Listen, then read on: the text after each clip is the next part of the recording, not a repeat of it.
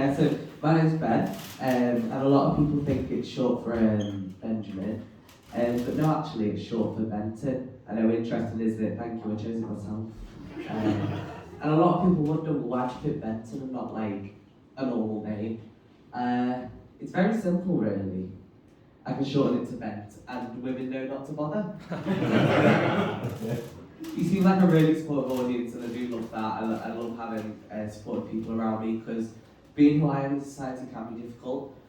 And you know, there's a lot of like religious groups that don't like people like me. There's still a lot of hate that goes around, and being left-handed is still so difficult in today's society. And someone actually told me that it made me a devil's minion, and then I was going to go to hell for it. Like being a homosexual and a transgender man isn't enough to get me there in the first place. So yes, I am trans. I like beauty so much, I've gone through it twice. This is currently about 5 years in the making, so as you can tell, it's going like really, really shit. Like I said, I'm gay as well. And before I came out as a trans gay man, I identified as bisexual. And before that, I identified as a lesbian. So if we in here really think about it, I've completed LGBT. It's interesting. I'm 23. I discovered I was trans when I was 14. And are there any trans people in? As it usually is. But I discovered I was trans when I was 14. I went on YouTube. It's fine. I went on YouTube and I searched the word gender neutral and transgender, and suddenly this like whole new world was opened up to me, and I've been trying to find ways to describe it to non-trans people. So the closest thing I've been able to find to describe what discovering being trans is like to non-trans people is, you know when you get a finger up the bum for the first time? Do you know what I mean? Like, it's new, it's interesting, it's fascinating, but how far are you willing to go? And then people say to me, they say, Ben, you came out as a lesbian and then you came out as bisexual. How did you then come out to your parents as transgender? And I did this, I sat them down and I said, Mum, Dad, I have to get something off my chest.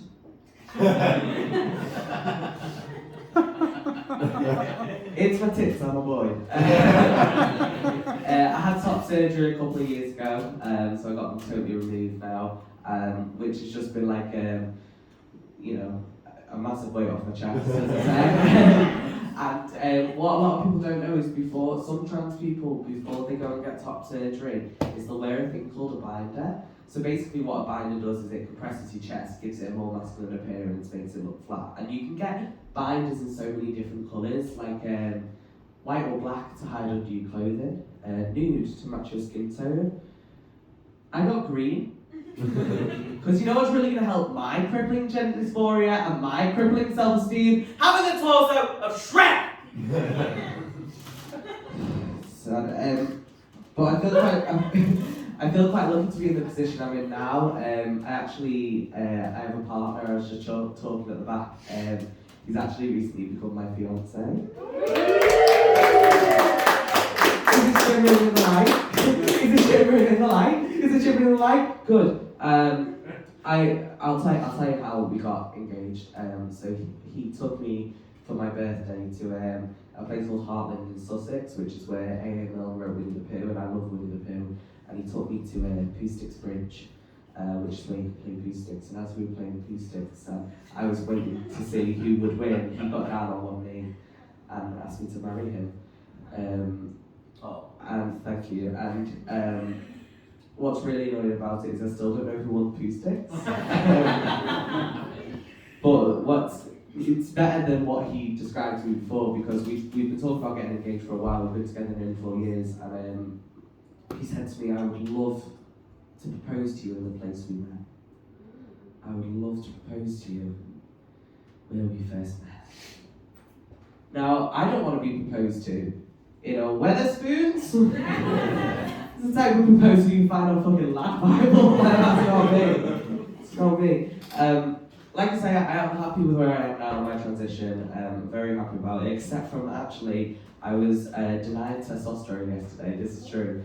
There's been a shortage of my testosterone around the UK, and yesterday I finally got the prescription go ahead, and it wasn't even the right prescription. And I just think that it was ironic that they did it on International Women's Day. And they looked at me and went, not you today. Stop stealing their privilege. Other than not being on testosterone for a while, I am really happy with where I am in my transition. A lot of people say to me like, oh, well, you don't look trans, and it's like, that's the point. To be honest, I actually had someone recently tell me at a gig that for a trans person, I was very convincing. Oh. Right? For a trans person, I'm very convincing. Like J.K. Rowling hired me to like infiltrate the spaces and see what are they doing to our NHS, and ooh, what are they getting up to in the toilet? A bit like I'd be her undercover cop. But I think if she was to give me that title and she was to hire me, I wouldn't want to be called her undercover cop. I'd want to be called her undercover cock. And I was diagnosed with gender dysphoria. That's part of the criteria to medically transition. I still deal with gender dysphoria to this day. And there's two things specifically that will trigger my gender dysphoria. One of them being my hips. I believe it's what old women call childbearing hips. I feel like they give me away as someone who used to be female. So I call it the Shakira theory because my hips don't lie. Another thing I feel like gives me away is when I go to the toilet. Bear with me. So, going to the toilet is a scary thing for a lot of trans people, right? But I think, so if you have a vagina, right, you sit on the toilet and the water hits, and your pee hits the water at the bottom of the bowl. But if you have a penis, you'd often stand up and shoot to the back to the porcelain, and I think because when I go in the men's toilets, people can hear me shoot at the water and not shoot to the back of the porcelain, then they're going to know that I'm trans and that I have a vagina and that I can't pee like them, and I'll get hate crimed. Which, you know, it was a real fear, and then I worked out that actually, it's not the angle at which I pee in the toilet that gives me away. It's the fact that I fucking hit the toilet bowl in the first place. Like, men are vile. I feel bad if I don't leave a pube behind for the next person. Like, COVID was great because you knew there'd always be washing up liquid in there. I'm going to caveat a bit to talk about my family. My family have been supportive through a lot. Been supportive through my transition, through discovering my sexuality, through my emo phase, most notably.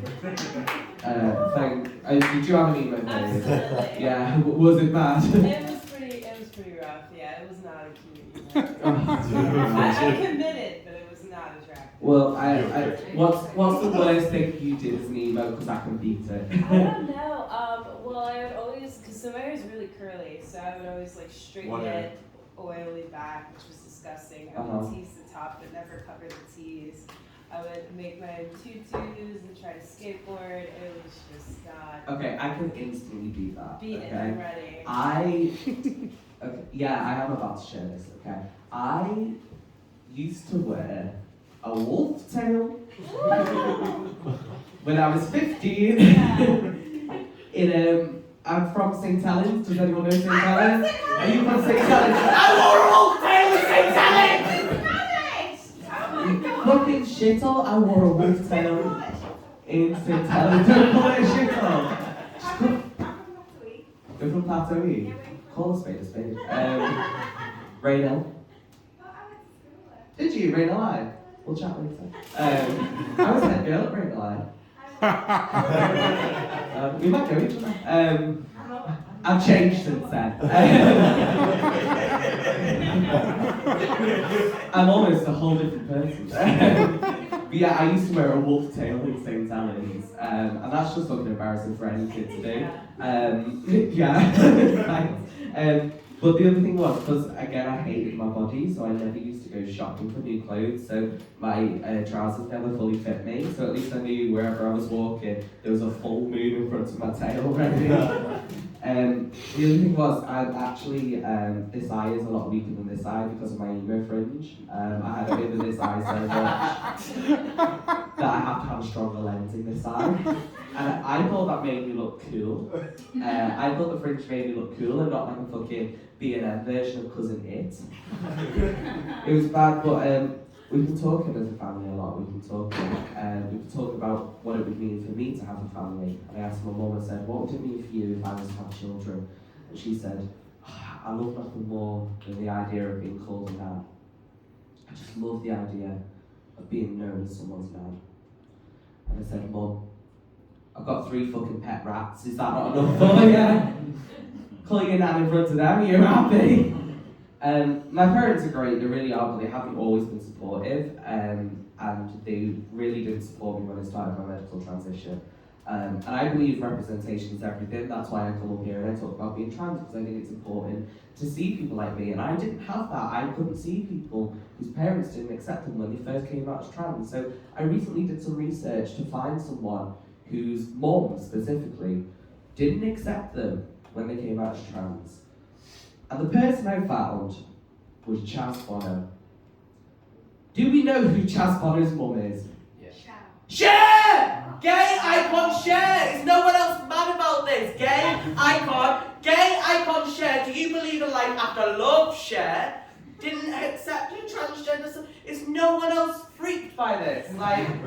Like Cher of all fucking people. And I feel like what that taught me is if Cher of all fucking people can learn to love her son for who he is, then maybe I should cut my parents some slack for like the process that they went through in accepting me. And it's nice knowing that my parents and Cher have something in common. They're both sat there thinking, oh, if I could turn back time. You've been lucky. I'm going to leave you on one more joke, but just before I do, I'm going to do a cheeky plug. I'm doing 2 shows in the next 2 weeks for my new stand-up show called It's a Boy. And tickets are on Eventbrite. If you just search Ben Hodge or It's a Boy with a question mark, exactly. They pay what you can, even if you can't afford it, just to see a face on the seats is enough for me. So if you're free at Pier Hat and Feel Good Club, please come along. But before I go, I'm going to tell you a little something I discovered about my dad. So, I have started doing a thing called pumping, and that is basically, basically on testosterone, your teeny peeny, your magic bean. Are there any straight men in the audience? Hi babes, it's called the clitoris. You might find it one day. But basically that grows, okay? And I've started doing a thing called pumping, which is where I get a vacuum seal toy, and I put it over my teeny peeny, and I pump it in a vacuum seal to make it grow. Because who doesn't want a bigger penis? And I thought, well, I'll ask online to see how often it's safe to do it for, like how much should I do it for in a day, like what should I be doing to make sure that I'm safe and I don't damage anything. And I asked on all the trans forums, and trans people are so lovely, they're so helpful, and I got a lot of really helpful replies, except one, which said, don't bother, the size of your penis is genetic, and there's nothing you can do to change it. And that's how I discovered that my dad has a micro penis. You've genuinely been really lovely, I've still been a minority. I've been Ben Hodge, thank you so much.